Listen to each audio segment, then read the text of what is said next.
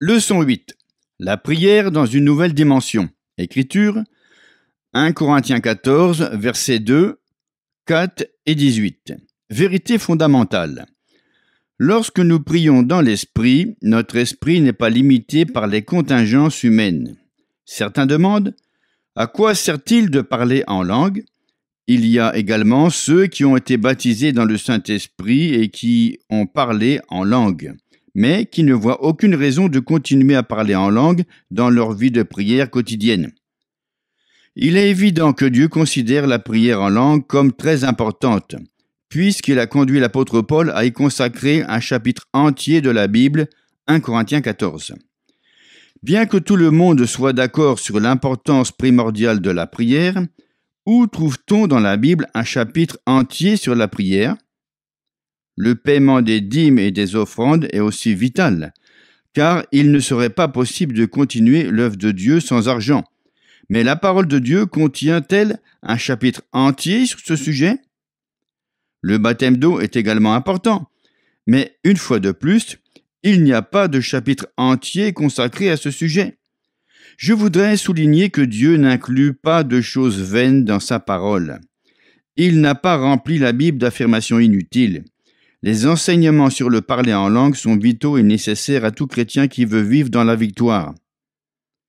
Dire des secrets à Dieu. 1 Corinthiens 14, versets 2, 4 et 18. En effet, celui qui parle en langue ne parle pas aux hommes, mais à Dieu, car personne ne le comprend, et c'est en esprit qu'il dit des mystères. Celui qui parle en langue s'édifie lui-même. Je rends grâce à Dieu de ce que je parle en langue plus que vous tous. Quand Paul dit au verset 2, « Celui qui parle en langue ne parle pas aux hommes, mais à Dieu », il ne fait pas allusion à un message en langue dans l'assemblée. Il parle du croyant rempli de l'esprit qui prie en langue en privé. Cela comprend également le parler en langue devant l'autel, à l'église, à la fin des célébrations, puisque nous nous adressons à Dieu. Paul continue. Et c'est en esprit qu'il dit des mystères. Une autre traduction de ce verset déclare « En esprit, il dit des secrets divins ». Le Seigneur nous a donné le moyen de lui parler surnaturellement. En esprit, nous disons des secrets à Dieu. Au cours d'une réunion à Mesa, en Arizona, le pasteur me raconta l'histoire d'un jeune juif. Ce garçon n'avait pas beaucoup d'amis. Alors, un des jeunes gens de l'église se lia d'amitié avec lui et l'invita à l'accompagner à l'église. Au début, le jeune juif refusa, déclarant qu'il ne croyait pas au Christ. Mais il finit par penser qu'il ne devrait pas être aussi obstiné, puisque ce chrétien était le seul à lui témoigner de l'amitié. Il décida donc d'accepter l'invitation. Une femme se leva pendant le culte et donna un message en langue. Aucune interprétation ne fut donnée. Le pasteur me dit « J'ai attendu quelques instants, mais comme il n'y avait pas d'interprétation, nous avons continué le culte. » Tandis que je serrais la main des fidèles à la fin du culte, le jeune juif m'a demandé « Qui est cette femme qui m'a parlé ?» Au début, je n'ai pas compris ce qu'il voulait dire. Il m'a expliqué « La femme qui s'est levée durant le culte et m'a parlé dans ma langue, en hébreu, elle a même prononcé mon nom. Elle m'a dit ce que j'étais en train de penser, que Christ était le Messie et que je devais croire en lui. » Le fait qu'elle lui avait parlé devant tout le monde semblait le contrarier. J'ai expliqué au garçon « Cette brave dame est veuve et elle a reçu très peu d'instructions. Elle fait des lessives pour gagner sa vie. Elle ne parle pas d'autre langue que l'anglais. Je lui ai présenté la dame afin qu'il se rende compte du peu d'instructions qu'elle avait reçues. » Le dimanche suivant, le garçon est revenu au culte et a donné son cœur à Christ. Ce jeune homme juif reçut Jésus comme Messie et Sauveur grâce à une humble veuve qui céda au désir du Saint-Esprit de s'adresser à un jeune homme perdu par son intermédiaire. Édification spirituelle. 1 Corinthiens 14, verset 4 déclare « Celui qui parle en langue s'édifie lui-même », ce qui signifie s'affermir spirituellement. Jude 20 affirme « Pour vous, bien-aimés, vous édifiant vous-même sur votre très sainte foi et priant par le Saint-Esprit. » L'Écriture ne déclare pas que la prière dans l'Esprit vous donnera la foi, mais qu'elle vous édifiera sur votre très sainte foi. C'est un moyen de vous fortifier spirituellement. Lorsque j'étais jeune pasteur d'une petite église à la campagne, j'habitais chez un couple de fidèles de l'Assemblée. La femme était gravement malade. Elle souffrait d'un ulcère à l'estomac et ne pouvait rien manger d'autre que des aliments pour bébé et des œufs crus battus avec du lait. Elle avait même des difficultés à supporter cette nourriture. Puis elle reçut le baptême dans le Saint-Esprit.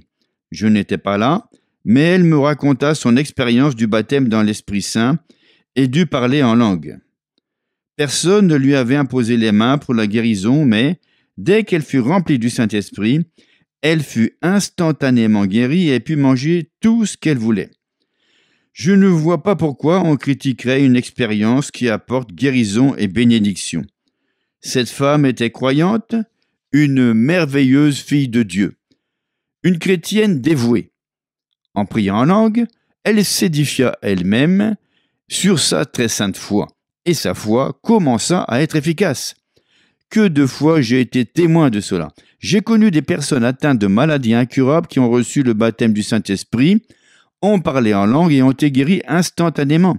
Auparavant, nous avions prié pour certaines de ces personnes en leur imposant les mains sans qu'elles soient guéries.